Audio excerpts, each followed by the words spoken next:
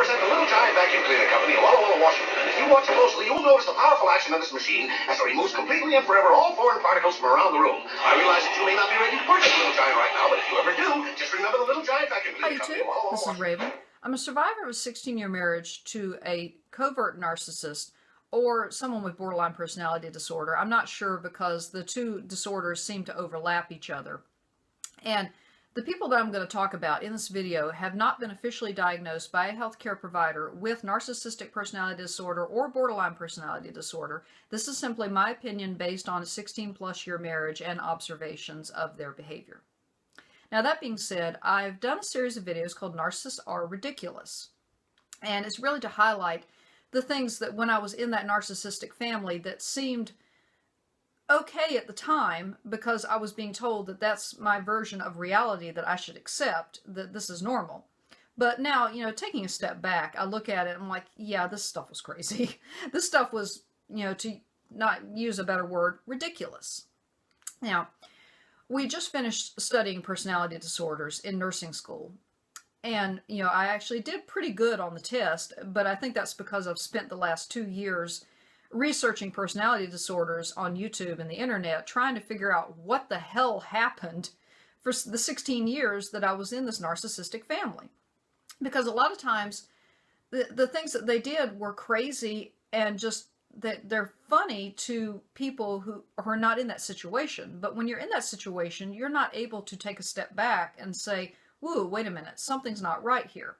Because, you know, you're being gaslighted, you're being triangulated, there's a lot of projection going on, you know, whatever the case. And I've talked a lot about my in-laws because I really believe that my father-in-law, my ex-father-in-law, has narcissistic personality disorder, and I think my mother-in-law probably has borderline personality disorder. But one of the things that I haven't talked a lot about, but my narc had a laugh, and it was the most annoying laugh. I remember my dad, the laugh was so bad that my dad was trying to sleep one night when Narc was staying at our house, and Narc was laughing at some movie, and apparently it was keeping my dad up. And so the next morning, my dad was just so mad. He was just like, "You do that again tonight. When he tries to sleep, I'm going to go in there and I'm going to laugh as hard as possible. I'm going to keep him up all night long." But the laugh, I don't know if I can do it, but the laugh it was almost like a woman's laugh. It was almost like a hyena. It was like,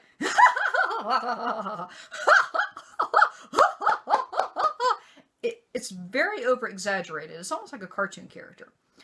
But in contrast to that, his dad's laugh was almost like a cat and a dog put together trying to pant. It was like this. You know, and his shoulders go up. He's like, you know, like he's like, you know, a dog panting. And he thought he was just so funny. He thought every joke he told was funny. And one of the jokes that he told over Thanksgiving. Now remember, I had a Jewish sister-in-law. Narc's brother had married a Jewish girl. And we're sitting around at Thanksgiving, and we're watching something, I think CNN or Fox News, probably Fox News, if it was my in-laws. They're very Republican, very conservative. And we're watching it, and it's about the Middle East and the conflict in the Middle East. And my father-in-law comes up to me, he's like, "Raven, I figured out how to solve this Middle Eastern crisis." Yeah, and he grins. Yeah, that little Joker grin. These people, they're fighting over this little strip of land. It's in the middle of the desert, and there's nothing special about it. There's nothing special about this. So I think that, you know, because we don't have a lot of people in North Dakota and South Dakota, that we'll just put the Jews in North Dakota and all the Palestinians in South Dakota. And let them have both those states. Oh. And my Jewish sister-in-law is sitting there, and I can see her just biting her lip like,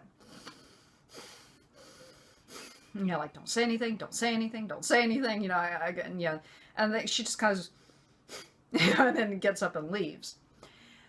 And I guess he didn't realize how racist that was, how just insensitive it was. Like, you know, yes, that you somehow have solved the Middle Eastern crisis, thousands of years of conflict, and strife over politics, religion, culture, heritage, whatever, but you've solved it because you're going to give them North Dakota and South Dakota.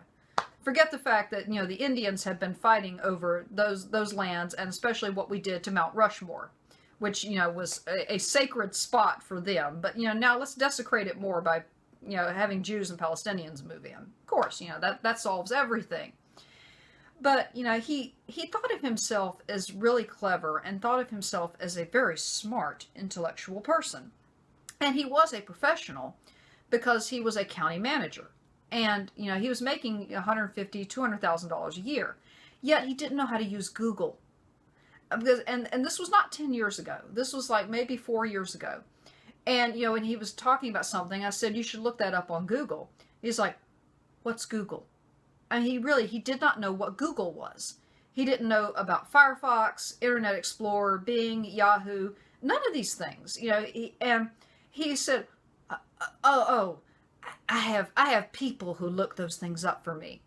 And I wanted to say, like, really, there's a job out there where all you do is you look stuff up on Google. I sit at a desk and, you come out and like, Raven, look up this thing called Starbucks. Apparently they have coffee. Can you look that up for me? I'm right on it. I'll do it for you right now. Look it up. Latte. Yeah. But he didn't know these things. Yet this is the same person that in an interview, when he was fired from one of his jobs, they did an interview, and he talked about when he was younger, and he was married, he wanted to go back to school and be a doctor. But his wife had told him not to go. I'm like, the idea of this man being a doctor scares the living shit out of me. It really does. When his mother was in hospice, I mean, this is the same person that didn't understand why when she was on hospice that they were giving her pain medication and they were giving her medication to treat a urinary tract infection. He's like, you're not supposed to give them medicine. You're not supposed to give them medicine while they're on hospice. You're supposed to let them die. It's like, no, the point of hospice is for someone to have a dignified, as painless as possible death, to allow natural death and to be as painless as possible. And he was like, you're treating her urinary tract infection. You're treating that. You're trying to cure her. It's like, no, the urinary tract infection is not killing her. Her heart disease, her congestive heart failure is killing her, but she is in pain from the urinary tract infection. We're treating the infection so that she's not in pain, and they're giving her morphine so that she's not in pain. But he didn't understand this. Yet this is the same man who wanted to be a doctor. That scares me. But my narc, he's kind of like a child, and he throws temper tantrums. And one of the temper tantrums that he threw recently was, he was very upset because all of a sudden I'm keeping clothes that he bought for the children, which actually he's the one who keeps clothes. If I send the kids over there in nice clothes, a lot of times he'll keep the clothes and he sends them back in dirty clothes or clothes that don't fit. That I'm supplying his closet. So I had a pair of shorts here that our daughter wore back from his place. They're size 7 kids. She wears a size 12 kids, but she wore a size 7 back. And so I took the shorts off of her and I put, shorts that fit on her. But, so that he wouldn't say that I'm keeping clothes, I put them in a bag so that he could give them to the Goodwill. And I handed it back to him when he picked up the kids. And I said, this is a bag of clothes that don't fit her anymore. He looks in the bag. Oh, okay, we can take care of that problem. He throws them in a trash can. There's a trash can like right next to him. He throws them in the trash can. I'm like, what are you doing? And my daughter was like, you could have given those to the Goodwill, Dad. He's like, well, they're in the trash now. And that was a temper tantrum. For whatever reason, he was mad because I was returning the clothes that, he had sent over here. But he's also a hoarder. And we studied in nursing school that hoarding can be a part of the different the spectrum of personality disorders. And he was always collecting things. And one of the things, somebody was giving away a television. Now, the television didn't work. But he took the television and put it in our garage with all this other mess and this junk and took it apart. And he's like, "Ooh, look at these mirrors, these little mirrors and magnets and all that." And so like it looked like, someone had like, eviscerated. Someone had drawn and quartered this poor television. Its guts are just spread out all over the garage. And he wasn't going to do anything with it. It was just like, he couldn't fathom someone throwing away a broken television, and he wants to play with the parts. And it was the same deal when he got an old vacuum cleaner off the side of the road. It was a rainbow vacuum cleaner, and years before that, it was probably about 20 years ago now, when we were first married, and we didn't have a lot of money. I was a school teacher. He had just started his job. Yet this door-to-door salesman comes along, and he's selling vacuum cleaners. And the rainbow vacuum cleaners back then were like $1,800. They're probably $3,000 now. And he kept insisting, "We need to get this. We need to get this." I'm like, "No, we don't. No, we don't. We can't afford this." But he insisted, no, he had to have that vacuum cleaner. He had to have it. And that's the way he does. He gets in your face, and he gets very, very pushy until you finally, you give in. You just give in because you're tired of it. Well, we ended up buying the vacuum cleaner, but we couldn't afford it. But the salesman said, "If one of you come on and sell 3 vacuum cleaners with me, I'll give it to you for free." Well, do you think Narc did that? No. I had to do that because I always have to clean up his messes. Whatever mess he's made, with either it's the kids with the divorce and their mental state, to whatever it is, when he abandoned the house and I had to pack everything up. I'm always cleaning up his messes. And this was an example of having to clean up his mess. So I did this for about a month. I'm a school teacher. I'm working all day long. I get home about 4:30, and then I'm getting in the car and going for another 4 hours to sell vacuum cleaners. I did this for about a month until I was like, fuck it. I am not doing this anymore. I'm tired. I'm miserable. I don't want to sell vacuum cleaners. So I just put it on our credit card at that point. I'm like, you know what? We're thousands of dollars in debt now as it is. What's 2,000 more, right? But he did not like talking about money.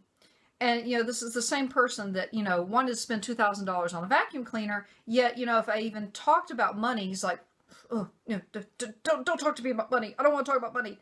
And I know now it's because he had a secret bank account and a secret credit card that he was in debt, thousands of dollars from the credit card.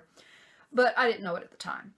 But, he ended up, he found this old rainbow vacuum cleaner on the side of the road. We already had, a new one, it's finally paid off. And he picks up this old vacuum cleaner. It's covered in mud. I mean, it was nasty. And he brings it home. And I was like, okay, well, they're good vacuum cleaners. So maybe we'll clean it up and we'll use it as a shop vac. But he didn't bring home the whole thing. The rainbow vacuum cleaner has like a water pan that it uses for a bag instead of a bag, and it won't work without the water pan. It won't work without the rolling platform that it's on. Without the beater brushes and the hoses. All he brought home was the motor. I'm like, "Why did you do that?" And he said, "Oh, because I'm going to use the motor to build an air conditioner for my garage." Do you think he built an air conditioner? No, because he's a hoarder. He just couldn't stand the idea that someone threw something away. He's like, "Oh my God, we've got to have it." And we had tons of junk in our garage. It was a nightmare. It's like when we finally did separate, I took what I needed from the house and I was like, screw it, I'm leaving everything else. And I left the garage like that. And, his family finally came in. His mother, who just can't stand for anything to not be clean. She had to come in there and clean everything out. Like, "Oh, we can't leave it like this. We can't leave it like this for the people who bought it." I was like, yeah, you can, because, some company bought it. They're going to clean it out anyways. But, and he was the same way, even though he did not like talking about money, he got very pushy when he wanted to spend money. Like, when we were first married, I would get these magazines that had, you used to get these old real estate magazines that had pictures of houses you could buy before MLS came out. And I would look at them, and he would be like, don't look at those. Don't look at those. I can't talk about spending money on a house. And I would say, I'm not talking about spending money. I'm thinking maybe we just need to start saving, for a house. No, don't talk about this. Don't talk about this. But yet at the same time, when he doesn't want to talk about money, we were driving down the road one day, and all of a sudden, impulsively, like, we should buy a house. We should buy a house. And he sees this neighborhood that's being built, and we're going to buy this house. And I didn't want to build a home in that neighborhood, and I didn't want to buy one. But he was like, no, no, this is where I want to live. This is where I want to live. You know, he always got in your face, got in your face. This is where I want to live.